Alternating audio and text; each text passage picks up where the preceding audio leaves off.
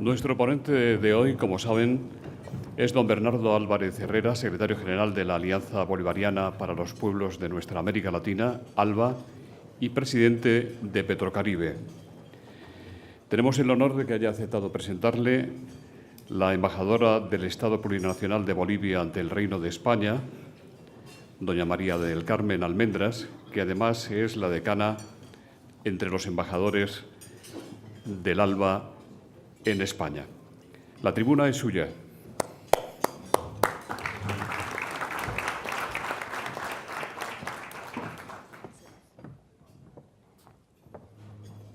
Buenos días, señoras, señores, don José Luis Rodríguez.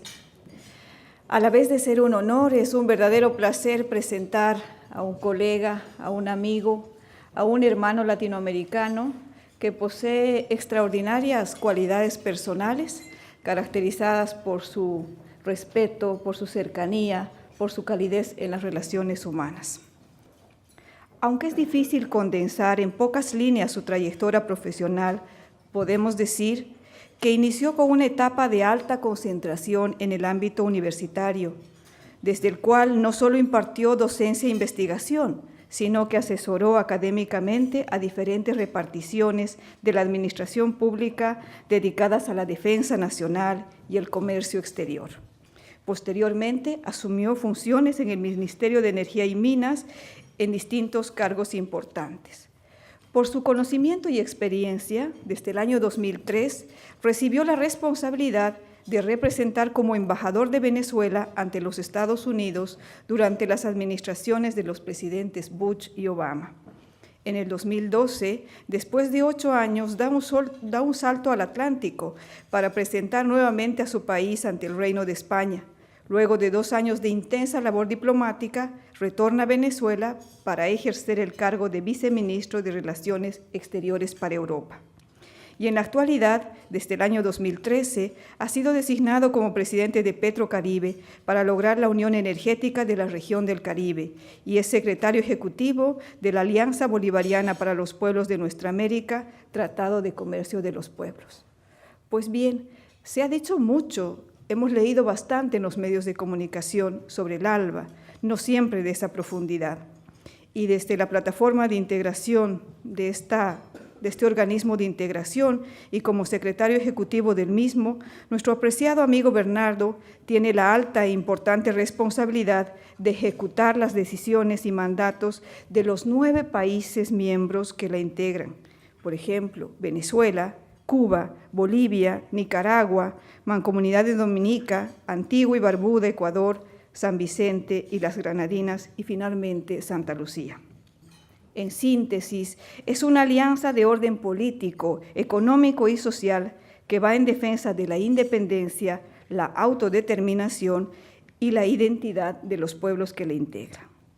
Las acciones del ALBA-TCP, que en términos globales están orientadas a beneficiar a más de 70 millones de personas, ha permitido mejorar la calidad de vida de todos los habitantes de la región, a través de distintos logros como la reducción del analfabetismo del 84 al 96%, obtener una tasa de escolaridad neta del 90% de primaria y realizar distintas inversiones en los ámbitos sociales, indicadores que pueden ser contrastados con los informes de organismos internacionales. El sueño de Simón Bolívar, el de la patria grande, va avanzando a paso seguro. Y fundamentalmente inspirado en esa filosofía de vida del vivir bien o el buen vivir, que no es otra cosa que las relaciones armónicas de equidad, de inclusión entre los seres humanos, pero también entre estos y la Madre Tierra. Muchísimas gracias y el escenario es de don Bernardo Álvarez.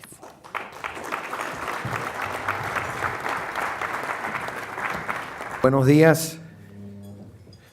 En primer lugar, por supuesto, también queremos dar nuestras condolencias por el fallecimiento de quien fuera presidente de España, don Adolfo Suárez. Y bueno, pensábamos también pedir algo, pues, pero ya los organizadores pues, han hecho el homenaje debido. Bueno, yo voy a tratar de concentrar mi exposición en hablar sobre cómo veo la realidad de América Latina en términos de integración, darles alguna información general sobre el Petrocaribe, que yo creo que es en esta gira europea una de las cosas que más ha llamado la atención, ¿no? Un poco no hay el conocimiento adecuado de qué es eso y bueno, ahí se simplifica o no se conoce bien, y en ese sentido ha sido muy productiva esta visita para eso. ¿Y por qué ALBA y Petrocaribe ahora juntos? Y después, quizás en las partes de las preguntas, pues estaríamos abiertos a cualquier comentario o pregunta de estos temas y también de temas de la política en nuestros países, incluyendo mi país de origen, Venezuela. Bueno, si yo les pidiera que ustedes cerraran los ojos un instante y se colocaran en el año 94, es decir, hace 20 años, se celebraba en la ciudad de Miami la primera Cumbre de las Américas. En esa Cumbre de las Américas se oficializó en una reunión de alto nivel presidencial el famoso Consenso de Washington, que consistía básicamente en la adopción de una concepción económica que, para darle, por razones explicativas, llamaríamos la visión neoliberal, que significaba el énfasis fundamental en la inversión, desde el punto de vista del Estado, un retiro del Estado, un proceso de libertad comercial paulatino. En términos de la democracia, se hablaba de una democracia representativa, pero también se aceptaba que era una democracia que tenía que ser consensuada y controlada por élites, entre las cuales estaban los partidos, pero ahora había otros actores empresariales, actores de los medios y la llamada sociedad civil. Y bueno, la promesa un poco era que no se iban a aceptar dictaduras militares del viejo cuño. Bueno, eso fue en el año 94. Bueno, ustedes abren esos ojos, cierran los ojos, los vuelven a abrir en el 2014 y pueden encontrarse que hubo una reunión en La Habana, Cuba, la cumbre de la CELAC en Cuba, no en otro país, que había una reunión de países latinoamericanos, entre ellos sin actores externos, que la agenda social se asumía de una manera completamente distinta, y basta ver lo que fue el documento final de la CELAC, y es un documento que retoma mucho de lo que fue la crítica social precisamente al modelo liberal o neoliberal que existía. Por primera vez vemos nosotros en 50 años que no hay ningún país latinoamericano que directamente hostigue a la República de Cuba, por ejemplo. De hecho, la Cumbre de las Américas, que se había celebrado un año antes en Colombia, fue producto de una larga negociación. Esa cumbre no tuvo documento conclusivo, porque más allá de las diferencias ideológicas que existían y que existen, no había la nueva visión que uno siente en América Latina, es que queremos estar todos y que no podemos permitir que se excluya algún miembro. Por eso es tan importante esa reunión de la CELAC que se dio en Cuba recientemente y que creo que nos da un poco la visión de unos nuevos tiempos en América Latina. Yo diría que mi primera reflexión, que tuve la oportunidad de hacerla en España en el breve tiempo que estuve representando a mi país, Venezuela, aquí, era que América Latina cambió.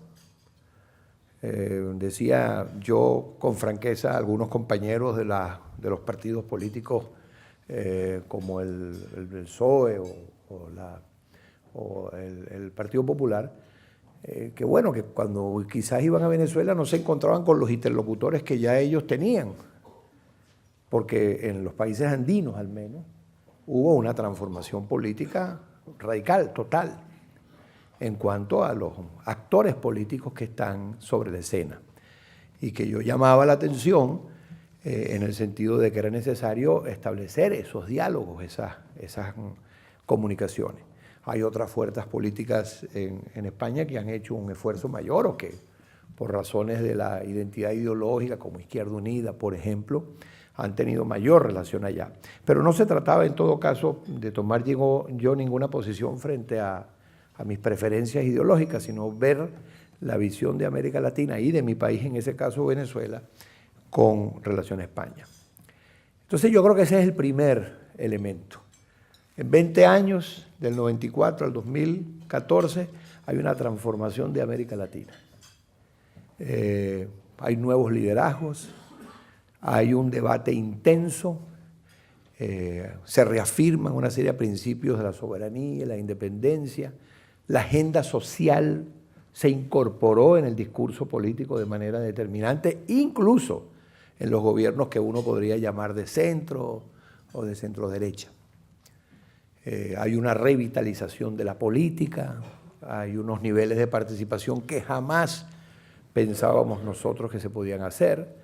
En los países andinos del ALBA, por ejemplo, la cantidad de gente que se registró en las elecciones es gigantesca. Incluso yo creo que uno de los programas más importantes que se hizo contra la exclusión era darle identidad a los ciudadanos. Porque lo que pasaba es que muchos ciudadanos no tenían identidad, no tenían documento de identidad, en consecuencia no participaban en elecciones, por ejemplo. Estando en la CELAC me preguntaban algunos que si nos sentíamos mal, porque entonces había una organización como la CELAC y nosotros estábamos en el ALBA, y le decía no, todo lo contrario. Lo que se planteó en el origen es que si queríamos tener una integración de toda la América Latina y el Caribe, tenía que ser lo suficientemente amplia para que todos estuvieran adentro. Y que se trataba de cómo tener una organización que pudiera dar unidad en la diversidad. Entonces, yo creo que es una organización que puede decir que ha tenido éxito, bueno, que ayudó a mover los acontecimientos en estos nuevos tiempos y bueno, que está ahí como un grupo de países progresistas que democráticamente y con respeto plantean su posición política progresista en un marco mucho más amplio. Afortunadamente, la América Latina, como les digo, se movió, no digamos a la izquierda o a la derecha, no lo simplifiquemos quizás de esa manera, o no simplificarlo, pero quizás eso genera un tipo de reacción. No, lo importante es la agenda, y la agenda de los temas finalmente. Y en la agenda de los temas claramente hay una reafirmación de la soberanía, de la independencia, de lo social, de la inmensa deuda social, de que si queremos nosotros tener estabilidad entre nosotros mismos, tenemos que integrarnos, y si queremos tener peso en el mundo, tenemos que integrarnos. Solo para darles un detalle de la CELAC. Ahora tenemos los acontecimientos en Europa, en el Medio Oriente.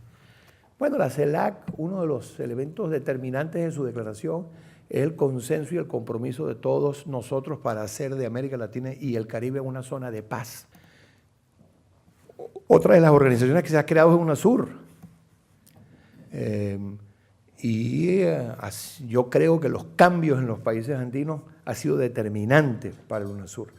Yo adelanto una hipótesis, un planteamiento que han hecho otros, y es que parte de las dificultades para la integración suramericana eran los países andinos, porque los países andinos fueron los países que más asumieron el modelo neoliberal y siempre pusieron obstáculos a la integración suramericana.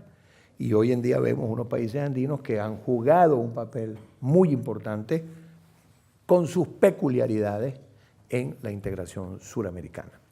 Entonces, eso es lo que yo veo con relación al ALBA y a los nuevos modelos de integración.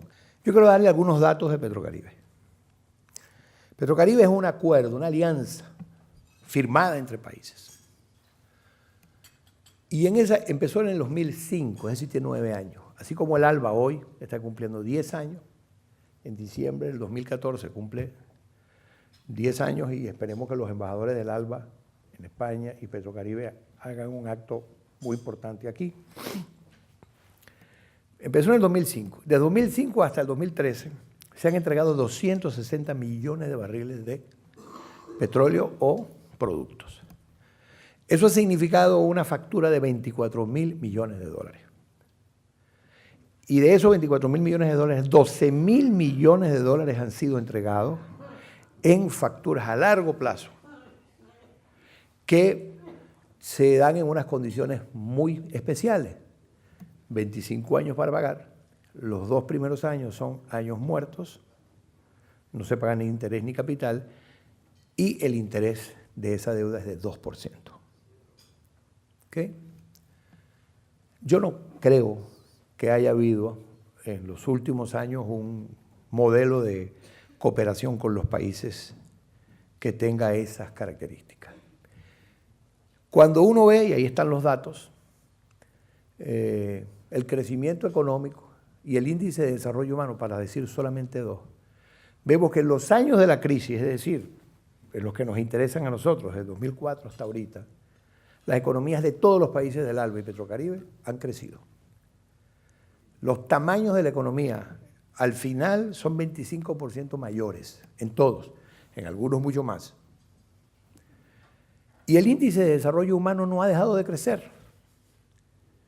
En el momento en donde precisamente el mundo ha estado sometido a gigantescas crisis del capitalismo, la crisis financiera, el subprime, todas las crisis que hemos vivido.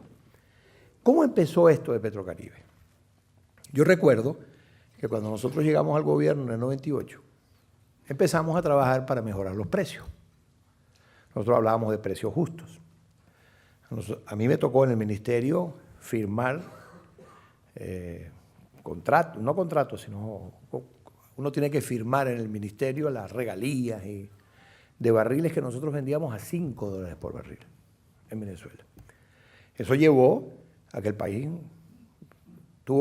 la corporación había que endeudarla para pagar dividendos.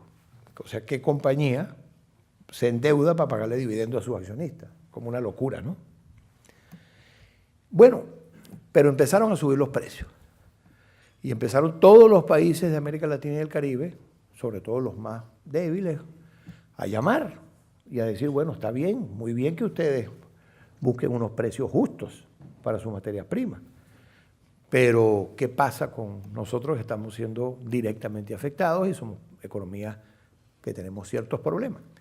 Entonces, desde el primer momento se planteó que para nosotros era una decisión política, que tenía un alto contenido humano y de solidaridad, buscar un mecanismo que permitiera amortiguar el impacto que podrían significar niveles de precios en economías más pequeñas. Y esa fue una decisión. Por supuesto, ustedes se imaginarán que en el esquema neoliberal que nos planteaban, eso era imposible hacerlo, pues. Porque era como contradecir, bueno, el esquema, pues, ¿no? Ahí recuerdo, estoy viendo ahorita al embajador Morodo, que siempre me hacía un chiste o una cosa que me llamaba a mí la atención, que él decía que se hablaba mucho de los mercados, ¿no? Y él decía que por qué no vamos a visitar a ese señor mercado, que dónde está, que si uno le puede mandar una carta o puede conversar con él. Resulta que es una entidad que finalmente nadie como que controla, ¿no? Pero bueno, en todo caso eso no estaba dentro del esquema que en ese momento se quería decir. Y bueno, se planteó esa situación. Y se firmó el Acuerdo Energético de Caracas, que era una especie de preludio a lo que fue Petrocaribe. Y entonces, bueno, finalmente, en el 2005 creamos Petrocaribe. Y yo creo, y además, ¿qué ha ocurrido? Que era un esquema que no tenía condicionalidades y que en realidad al final los países lo usaban de acuerdo a sus necesidades y a sus particularidades. Y bueno, yo no...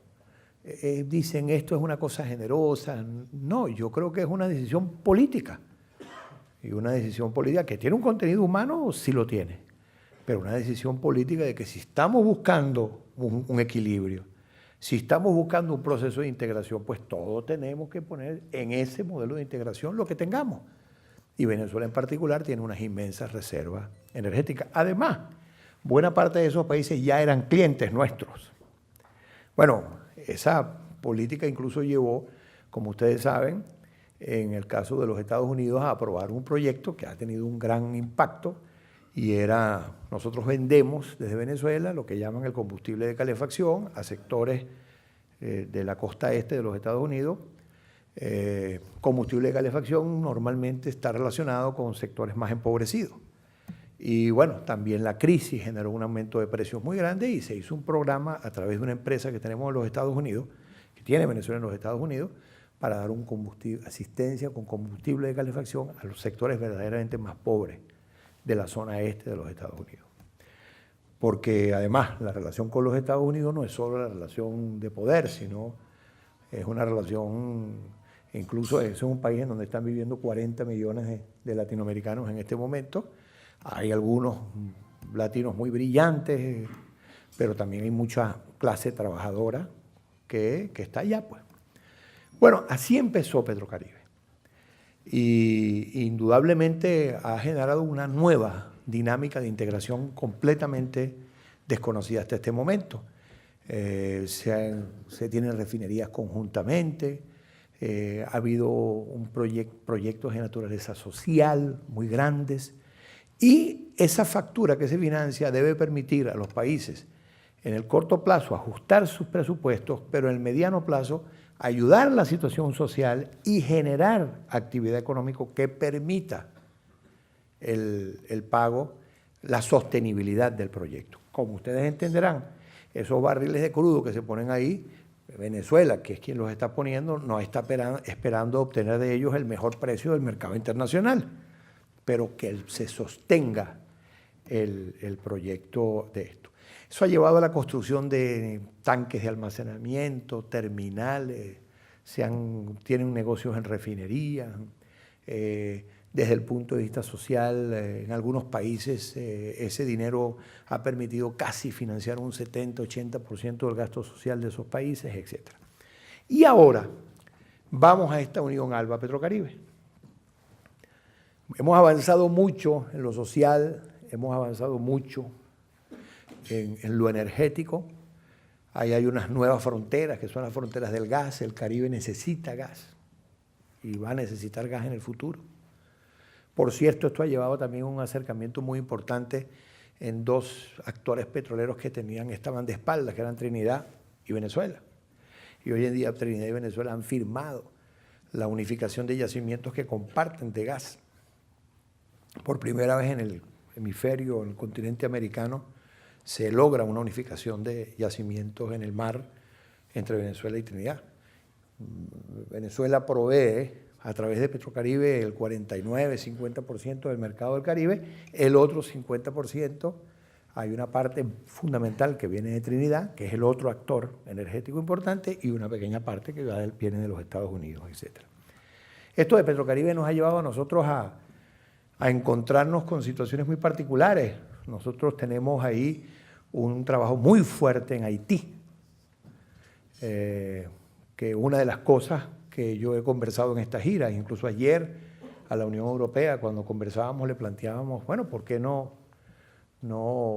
colaboramos en el caso de Haití? Nosotros no queremos imponerle a Haití ni condiciones, ni decirle cómo tienen que hacer las cosas, porque creemos en el principio de la soberanía, pero sí creemos que podemos colaborar y tener esfuerzos conjuntos para un país en donde todavía hay mucho que hacer. Nosotros en América Latina no nos podemos nunca olvidar, y Venezuela en particular, de lo que significó Haití y Petión para la independencia de nuestros países. Entonces ahí hay un compromiso histórico. Pero lo que llama también la atención es que yo voy a Haití y yo me siento en una mesa a trabajar. Piensen ustedes con quién. Cuba, los Estados Unidos y Venezuela. Los tres sentados en una mesa atendiendo algunos problemas, porque somos de los países que más cooperamos en el caso del Caribe. Ayer en la Unión Europea, en unas reuniones me decían con preocupación si Venezuela pensaba suspender, cambiar, eliminar el programa de Petrocaribe, porque consideran de que si eso fuera así sería un desastre para el Caribe y para algunos países de Centroamérica. Yo le dije, bueno, primero quédese tranquilo, no vamos a hacer nada de eso. Lo que hay es una nueva fase en donde tenemos que ir más hacia una integración transversal entre nosotros, que no es fácil, porque somos economías que estábamos diseñadas para relacionarnos con el norte, pero no mucho entre nosotros mismos. A veces nos ponían a competir por mercados internacionales a nosotros y no ir más bien a un proceso de complementación. Pero yo les decía, bueno, pero ese es el reto, el nuevo reto, ALBA Petrocaribe, pero no significa para nada que vayamos a tocar a Petrocaribe.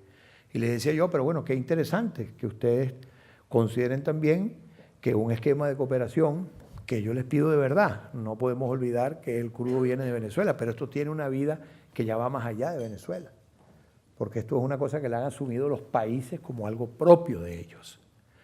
Entonces, qué bueno que la Unión Europea lo considere, porque entonces hablamos también de algunas cosas estratégicas. Y bueno, ustedes reconocen que hay cosas que están pasando allá, que tienen un papel muy importante para el equilibrio que hay en nuestros países, y bueno, que ustedes quieren conocerlo y compartirlo. Yo quería entonces concluir de esta manera, agradeciendo a los organizadores esta gran oportunidad. Estuve bastantes veces sentado de ese lado y me doy cuenta pues de la importancia de este tipo de escenarios, y gracias por la oportunidad para de una manera franca, entre amigos, poder expresarles a ustedes, bueno, nuestra historia con esto del ALBA y Petrocaribe. Muchas gracias.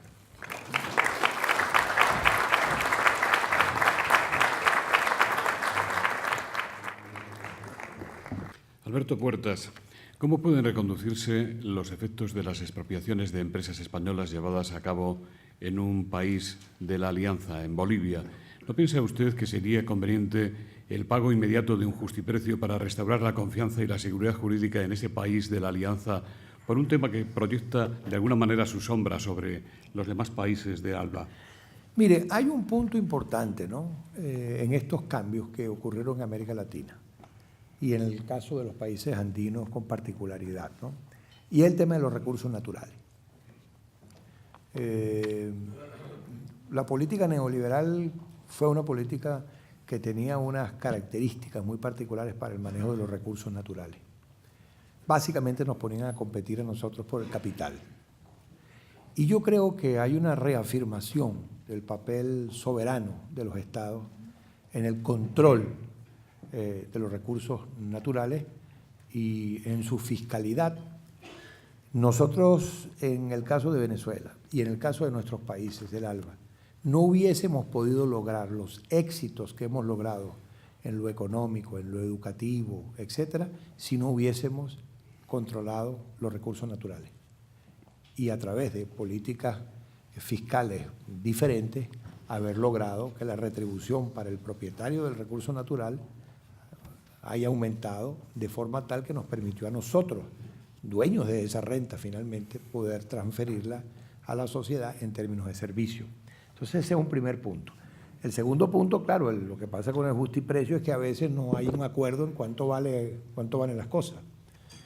Yo creo que estamos nosotros encaminándonos a una situación en donde cada país está buscando un poco cuál es el equilibrio que debe tener nuestro modelo económico. Hay una cosa clara, que es el papel del Estado, que se ha incrementado sin lugar a dudas, y es un papel también en la economía, pero a veces también hemos cometido excesos o hemos tomado unas decisiones que han ido más allá de lo que debería ser una justa participación del Estado para equilibrar, sobre todo en los sectores monopólicos, ¿no? Porque muchas veces también la inversión internacional venía en sector monopólico. Y hay un viejo profesor que decía, no hay monopolio caro. O sea, el monopolio que usted compre lo va a comprar siempre barato porque está comprando un monopolio. Y si es un monopolio es preferible que sea público, en donde por lo menos hay una posibilidad de controlarlo más. Yo creo que eso va a agilizar estas cosas. En el caso de Venezuela sé que hay algunos temas pendientes, algunos se han mejorado, algunos se han solucionado, Pero hay diálogo en ese particular. Amparo Valladares dice: se cumple el primer año del fallecimiento del presidente Chávez. ¿Es realmente posible el chavismo sin Chávez? ¿Es usted, que es una persona importante y de larga trayectoria, una persona que está en condiciones de afirmar que no hay contradicciones, que no hay fisuras y debilidad en el interior del Gobierno de Venezuela y del conjunto de los sectores militar y civil? Sandra Tobar le pregunta: ¿opina que el presidente Maduro no podrá mantener el chavismo y que podría producirse un cambio político a medio o largo plazo? En la primera pregunta es interesante, ¿no? Porque si tuviese que ser político y diplomático, le diría que no hay fisuras, que todo está perfecto, etcétera, ¿no? Pero eso es casi como contrario a la vida. Porque ¿qué podemos decir nosotros en la vida que no tenga fisuras, que no tenga matices, que no tenga detalles, ¿no? Entonces, bueno, la política es dinámica, ¿no? Ahora, lo que está claro es, primero, el chavismo sin Chávez puede existir, ya existe. Es un conjunto de hombres, de ideas, de pensamientos, de aliados, en donde el papel del presidente Chávez fue fundamental para el cambio en Venezuela y en América Latina. Algunos dicen que incluso en el mundo fue un hombre muy influyente. Y bueno, la tarea de todos nosotros es seguir adelante este proyecto de transformación de una sociedad difícil, rentista, con muchos años de postergación social, en un escenario de confrontación difícil, teniendo como enemigos por lo menos la potencia más importante, o adversarios a la potencia más grande del mundo.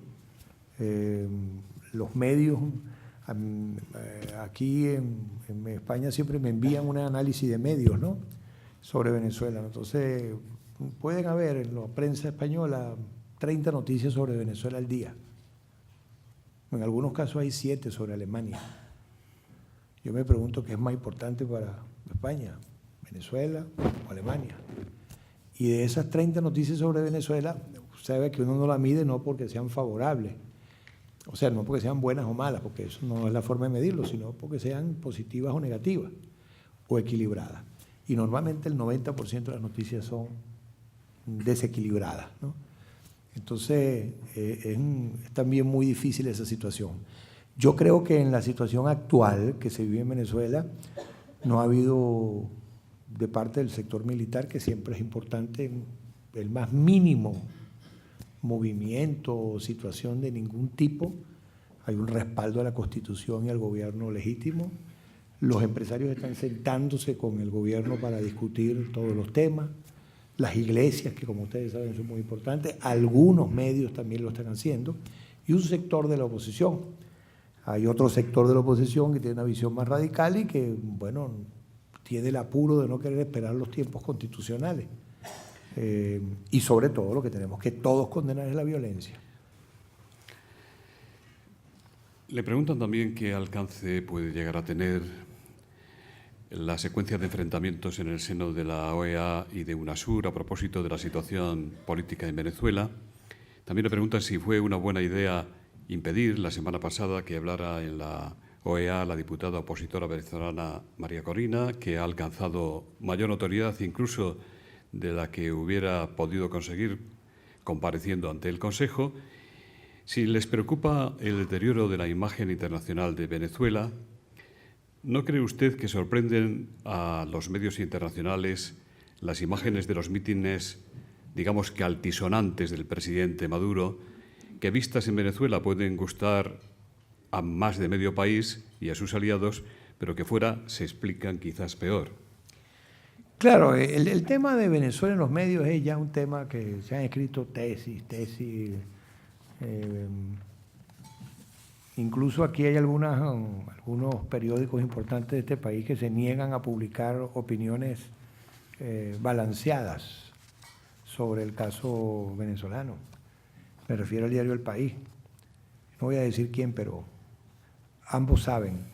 Y no nos olvidemos en el caso del diario El País, solo para recordar que un día amanece en la mañana con una fotografía en primera página donde supuestamente estaba el presidente Chávez entubado en una sala de terapia intensiva, y no era el presidente Chávez. Era un señor mexicano que, por cierto, afortunadamente vivió. Ojalá hubiese sido esa la suerte del presidente Chávez, y todavía estamos esperando una disculpa. Si no quieren al pueblo de Venezuela en términos generales, por lo menos a la familia del presidente Chávez, por esa fotografía que se publicó ahí. No hay confrontación entre la OEA y UNASUR, para nada. UNASUR está haciendo su trabajo. El trabajo de UNASUR es, por solicitud del gobierno venezolano, un grupo de cancilleres ir a Venezuela a apoyar y acompañar el diálogo que está el gobierno de Venezuela proponiéndole a la sociedad venezolana. La OEA, hubo una solicitud de Panamá que no fue secundada sino por los Estados Unidos y Canadá.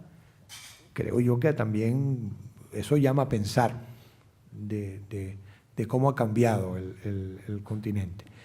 Por otro lado, yo me pregunto, la señora Machado participó en las elecciones primarias de la oposición y fue la última que llegó en votos. Yo me pregunto, ¿sería posible aquí, por ejemplo, que en una reunión internacional una persona crítica del gobierno de España terminara con la nacionalidad lituana y fuese nombrada representante alterna de Lituania ante la Unión Europea para hablar en contra del gobierno español? O sea, es absurdo que una persona que sea la dirigente política de un país termine siendo la embajadora de otro país en una organización como la OEA. Yo creo que esto le ha generado un gran problema a la OEA, que no debe estar nada contenta con esa situación. Y bueno, yo creo que el caso es eso, pues un poco buscar la notoriedad internacional, jugar un poco a la situación radical. Yo también, yo creo que eso ha generado dificultades en la propia oposición. Pero bueno, no me toca a mí hablar de la oposición. Yo vuelvo a repetirle, a algunas personas que me han dicho, cónchale, pero ¿por qué no buscan un esquema distinto? Nosotros no... lo importante ahora es, si se abrió el camino del diálogo por el gobierno, transiten ese camino. Si quieren decir que no les gusta mucho el procedimiento, que quieren incorporar otros temas, díganlo ahí. ¿Qué puntos cree usted esenciales que se pongan sobre la mesa en la agenda? Primero, execrar la violencia. No aceptar violencia, venga de donde venga. Porque lo que pasa con la violencia es que no es representativa. Usted para ganar una elección necesita votos. Mientras que con la violencia depende de cuánto ruido haga, cuántas armas tenga, cuál sorpresiva sea su táctica. Porque en Venezuela hay personas que manifiestan, estudiantes, médicos, que tienen una agenda y pueden protestar. Pero las acciones violentas al final son 1.000, 2.000 personas las que pueden tomar y buscar un escombro, prender una gasolina, etcétera, ¿no? Entonces, lo que hay que hacer es execrar la violencia y bueno, transitar un camino de diálogo. La ventaja que hay en Venezuela es que todo se sabe, es abierto. Se televisan en vivo los debates de la mesa de diálogo. Por cierto, muchos dirigentes de la oposición lo aprovechan para dar su discurso político. Y está bien, porque, bueno, de eso se trata. Entonces, yo diría que el punto central es, ya que está abierta esa puerta, y que es una decisión firme, que se tiene al UNASUR como un interlocutor para ayudar en este proceso, que se transite ese camino del diálogo, y en ese camino se pueden hacer todas las observaciones que se quieran. Enrique Gaspar, de Nexos Alianza, le pregunta, cuando habla de inversión de ALBA más Petrocaribe en contenidos sociales, ¿a cuáles en concreto se refiere? Más preguntas. ¿Cuáles serían las formas de pago y las contrapartidas en esa relación transversal? Y finalmente, ¿qué planes tiene Petrocaribe en lo referente a los nuevos combustibles y las energías renovables? ¿Entra en sus planes dedicar recursos a la I+D en ese campo? ¿Aceptaría alguna forma de colaboración con empresas españolas que lideran la investigación en este campo? La respuesta es, a la última pregunta, sí. Y ya.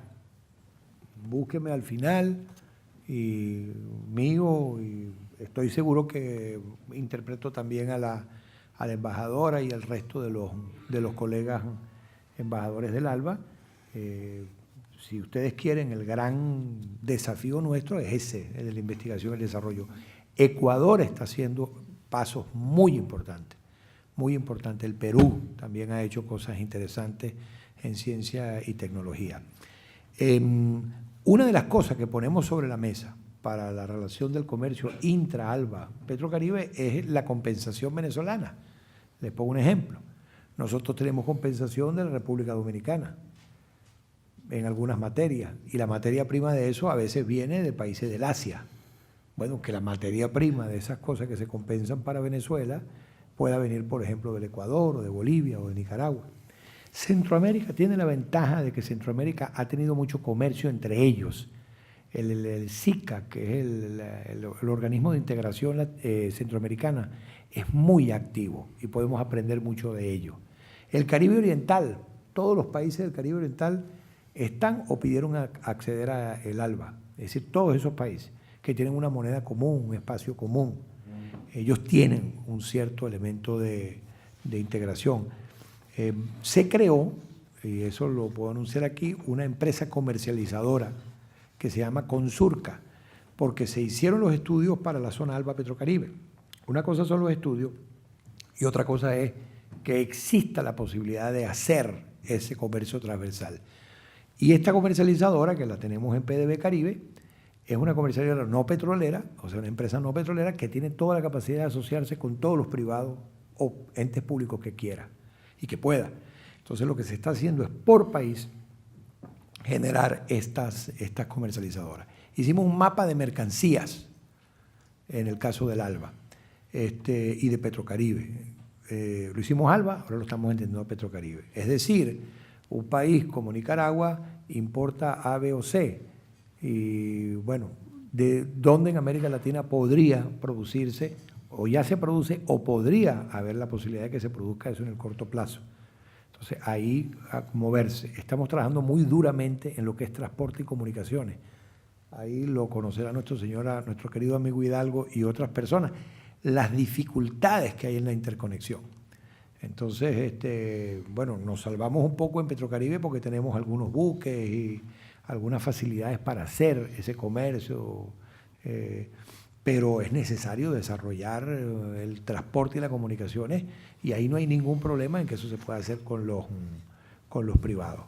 Entonces, y como le digo, yo creo que cuando se vea ese espacio, una de las cosas que quería mencionar, hay mucha empresa española, mediana, que tiene que salir internacional, que tiene problemas aquí ahora, pero que tiene una tecnología y tiene voluntad de trabajar. Esas empresas pueden tener muchas posibilidades en América Latina. Conozco algunas que ya lo han hecho, porque hay recursos en América Latina que se pueden utilizar para llevar una transferencia de tecnología, y bueno, una de las formas para obtener ingresos de una nación es vender, pero otra también es vender tecnología. Entonces podría haber eso, y además el esquema de asociarse. Tenemos que ir terminando. Antonio González le pregunta. Antonio Revuelta le pregunta: ¿quién depende más de quién? ¿Cuba de Venezuela, su principal sustento económico, o Venezuela de Cuba, el principal apoyo político de la isla? ¿Cree que los Castro tendrían que acelerar las reformas y el proceso hacia una mayor democracia y que no pueden ya resistir mucho más tiempo? Mira, yo creo que lo que está pasando en el mundo con el embargo, hasta la propia posición de la Unión Europea, indica que ellos entienden que el proceso de Cuba está llevando el proceso que los cubanos quieren que lleve, ¿no? Y es una revolución consolidada. En la CEGIP, que se retiró ahorita nuestro amigo, hace unos estudios sobre el comercio y la relación sur-sur. Y la propia CEGIP, que tampoco la podemos acusar de ser del prochavista, dice que el modelo de la relación sur-sur profunda es Venezuela y Cuba. Son países que han podido llegar a una relación muy profunda, de acuerdo a lo que tienen. Es decir, algunos tenemos algunas cosas, otros tienen otras. La relación con Cuba y Venezuela es una relación de una gran profundidad, es una relación estratégica y nos hemos ayudado mucho, Y lo que pasa es que creo que ahora lo interesante es que se expandió hacia la América Latina, se expandió hacia la América Latina, reconoce incluso los papeles de Cuba, el papel de Cuba en problemas muy importantes, entre otros la situación de Colombia. Es decir, quien ha tenido el papel determinante en la negociación, las negociaciones de paz entre la guerrilla colombiana de la FARC y el gobierno se hacen en Cuba. Y hay una confianza. Entonces yo creo que también eso es un poco una expresión del aporte de Cuba. Yo creo que Cuba nunca se fue a América Latina, pero hoy en día hay una concepción de que Cuba está profundamente integrada e involucrada hacia América Latina. Muy buenos días. Queremos agradecer a don Bernardo Álvarez su intervención. Señor Álvarez, intelectual, profesor y diplomático, nos ha expuesto desde UNASUR y CELAC proyectos, sobre todo el segundo, que actúan como cortafuegos contra el golpismo, su idea de nuevo tiempo político, porque, como dice él, cuando hay respeto mutuo se pueden mantener relaciones que vayan más allá de las diferencias que existan. El proyecto ALBA tiene como objetivo fortalecer el motor de las transformaciones políticas en la región latinoamericana y caribeña, impulsando cambios sociales, soberanía, recursos e integración, entendiendo la integración como esfuerzos para recuperar la soberanía, profundizar en la inclusión e impulsar un modelo económico más justo. Su presencia aquí evidencia también la voluntad de resintonizar las relaciones con Europa. En nombre de los patrocinadores ASIS, ABETE y Red Eléctrica Española, damos las gracias al señor Álvarez por su brillante exposición y por sus interesantes respuestas a las preguntas en el coloquio. También agradecemos a la embajadora, doña María del Carmen Almendros, por su presentación. Muchas gracias a todos ustedes por su presencia.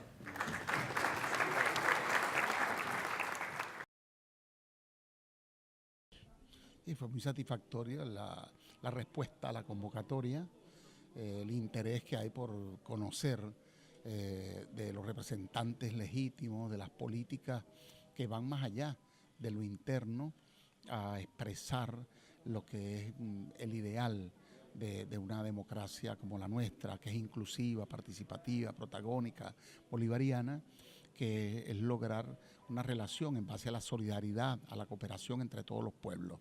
Nos satisfizo mucho ver representantes del gobierno español, como tú dices, del empresariado muy diverso, representantes de varias autonomías, representantes de varios partidos de distintos signos y sentir además una asistencia de medios de comunicación plural que escucharon con respeto, que hicieron preguntas de todos los tonos, de todas las intensidades y que tuvieron respuestas de altura, de calidad, de contenido, de respeto, pero verticales en el sentido del apego a los principios que anima al ALBA y a Petrocaribe como políticas de integración de Venezuela y de todos los países signatarios de ese acuerdo. Este es un mecanismo para informar a los actores fundamentales de la sociedad española, desde su gobierno, pasando por los medios, por el sector empresarial, por las organizaciones políticas, sociales, de una dinámica, de un proceso de cambio que se está dando en América Latina, magistralmente expresado por nuestro embajador Bernardo Álvarez, a quien he tenido el honor de suceder aquí en la misión diplomática en España y quien nos representa en ALBA y Petrocaribe. Resaltó ese proceso que tiene que ser visto con tolerancia y con respeto por las potencias, por los demás países. Si Europa, después de 2 guerras continentales, ha podido ensayar con la Unión Europea, con sus características, su propia cultura y sus propios problemas y oportunidades, tienen que entender que nosotros queremos formar un bloque nuestro americano, que inspirado en aquel ideario bolivariano, martiniano, de los próceres independentistas, y que el presidente Chávez retomó para plasmarlo en ALBA, que después derivó hacia UNASUR, hoy en la CELAC, y que se pretende dejar de ser patio trasero, dejar de ser instrumento disperso de intereses económicos de potencias para ser un bloque que, en base a la cooperación y la solidaridad, pueda interactuar con Europa, con China, con Rusia, con Estados Unidos, con los BRIC, con todos los bloques, con todos los grupos en igualdad de condiciones, teniendo como premisa el buen vivir. El ALBA y Petrocaribe han llevado convenios de suministro energético seguro a países en desarrollo, colaborando con Estados Unidos y Cuba en Haití. Y en Venezuela los problemas que tenemos los vamos a superar, porque tenemos una deuda externa manejable, nos podemos endeudar para industrializar el país, por ejemplo. La pobreza extrema se redujo del 24 al 7%, el paro en Venezuela es del 7%, los pensionados pasaron de 300.000 a 2,5 millones pensiones de salario mínimo que todos los años crece, en fin, indicadores importantísimos, reservas petroleras altísimas, participación en los proyectos energéticos de multinacional, plurinacional. Ahí está Repsol, ahí está China Petroleum, ahí está Petrobras, ahí está Eni, Total, ¿no? Empresas de Europa, de Estados Unidos, la Chevron también está allí. De modo que simplemente basta un poco de tolerancia, que los actores políticos que están estimulando la violencia entiendan que el diálogo es el camino, y eso lo expresó Bernardo de manera muy diáfana, muy transparente, todas las bondades del ALBA, de Petrocaribe, y el carácter pacífico del bloque. El ALBA pretende lograr que América Latina toda sea un territorio de paz, como Venezuela lo debe ser, como dice su constitución, porque nosotros no promovemos la guerra ni fuera de las fronteras ni dentro. Y bueno, yo creo que la intervención ha sido muy clara, muy convincente, muy educativa sobre lo que es el ALBA, lo que es el Petrocaribe, lo que se está haciendo. Ante todo lo que está apareciendo aquí en la prensa, pues nos ha dado efectivamente la otra cara de la verdad, que efectivamente hay muchos avances, y bueno, también ha sido muy divulgativo, muy explicativo de lo que está pasando en Venezuela y lo que nos explica, ¿no? De todo el proceso de diálogo y toda la voluntad de diálogo del gobierno de Venezuela. Siempre encontrarnos con un análisis sobre la integración, diversidad de Latinoamérica es generosamente provechoso para todos. Ha sido una conferencia interesante que nos ha planteado retos y oportunidades para Latinoamérica. Yo soy Rosario Sanabria, peruana, estoy en España hace 25 años y trabajamos en diferentes líneas de debate y análisis, abriendo una ventana para Latinoamérica, por supuesto. Estamos en ARI Perú, que es una organización sin fines de lucro que trabaja el tema de las migraciones internacionales. También promovemos una plataforma empresarial porque entendemos que la comunidad de peruanos en el exterior, así como los migrantes, tenemos una agenda entre el país de origen y el de destino. Pretendemos hacer un nivel de incidencia sobre la reflexión, la realidad latinoamericana desde España, y conjuntamente con otras entidades como son los think tanks españoles, intentamos trabajar todo el apoyo, la reflexión, el análisis y la participación para los ciudadanos que estamos esta vez en España, pero que desde la movilidad humana pretendemos nunca dejar la agenda de trabajo, de reflexión y de sentimiento por Latinoamérica. ¿Cómo cree usted que favorecen este tipo de conferencias y las palabras del embajador Álvarez en esa agenda que la comunidad de latinoamericanos está desarrollando aquí en España? Bueno, es una información rigurosa, además consideramos con un sentido de oportunidad notable porque nos trasladan diagnósticos de situación, recomendaciones para que desde la globalización atendamos una serie de necesidades de la región. Entendemos que en un mundo globalizado todos tenemos que apostar por una agenda de trabajo objetiva, regional, nacional, pero sin perder de vista que hay una corresponsabilidad intergubernamental.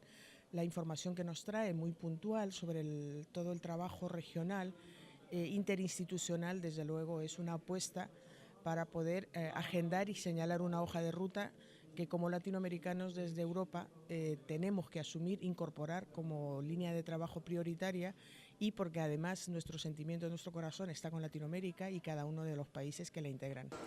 Y la valoración del desayuno de hoy es fundamentalmente clarificadora de la postura tanto de ALBA como de la política venezolana y por supuesto de Petrocaribe. La verdad que el desayuno me ha parecido muy interesante, sobre todo porque me parece que hay cuestiones en las que hay que echarle mucha más luz de la que tienen, y creo que el tema de Venezuela y toda la estrategia asociada a Petrocaribe, pero también en temas políticos y temas institucionales, creo que hay poca información y por lo tanto aportar más luz, más información sobre esos temas ayuda a que la opinión pública, los empresarios, el sector político comprendan mucho más la situación no solamente de Venezuela, sino también de América Latina, y ayuda a que no haya tanto oscurantismo y no se crea desde lugares comunes, sino que se comprenda de lugares mucho más compartidos. Me ha parecido muy interesante, una exposición muy clarificadora, muy inteligente como siempre en sus respuestas, y sobre todo creo que, como él mismo ha dicho, pues se sitúa en un marco de realidad y de verdad por lo que es Venezuela hoy, lo que es el esfuerzo de las organizaciones en las que participa para crear una América Latina